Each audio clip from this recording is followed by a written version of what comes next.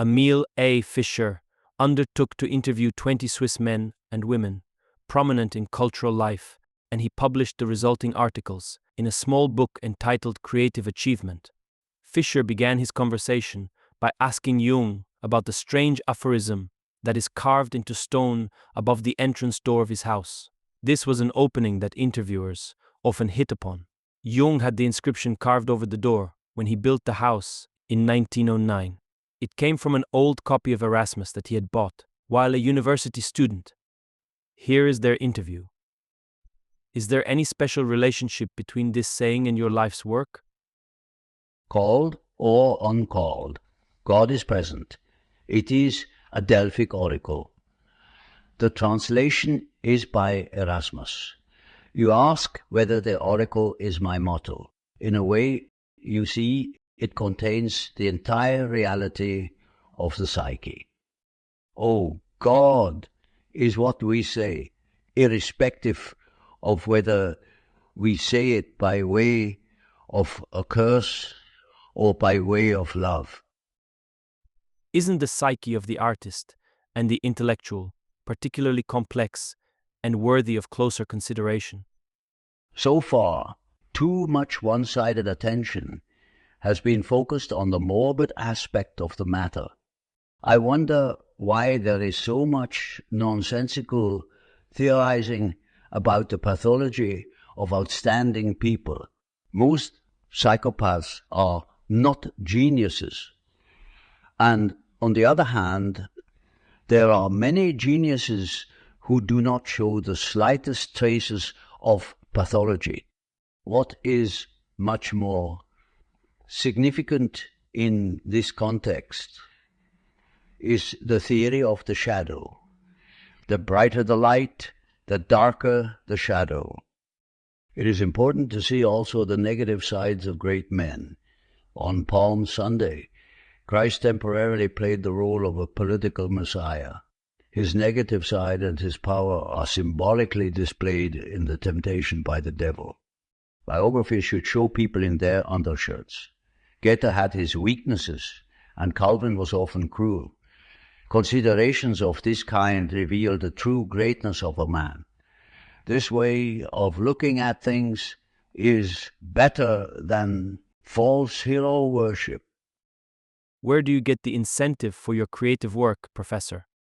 One is always in the dark about one's own personality. One needs others to get to know oneself. Having said this, I actually started out by simply doing routine scientific work. I always follow the motto that it is worth doing something only if you do it right. The incentives for my creative work are rooted in my temperament. Diligence and a strong desire for knowledge accompanied me throughout life. I do not derive any satisfaction from knowing things superficially. I want to know them thoroughly. When I came to the conclusion that I had only hazy notions of the primitives and that it was not possible to acquire full knowledge about them through books, I started traveling in Africa, New Mexico, and India. For the same reason, I also started learning Swahili. What were the circumstances that induced you to work in the field of psychological research? Even as a small boy, I noticed that people always did the contrary of what was said of them. I found some of the people who were praised quite unbearable, whereas I thought others who were criticized quite pleasant. I noticed the inconsistencies in the behavior of adults quite early on, because I spent my formative years in Basel in a rather odd environment, which was frequented by people with a complicated psychic structure.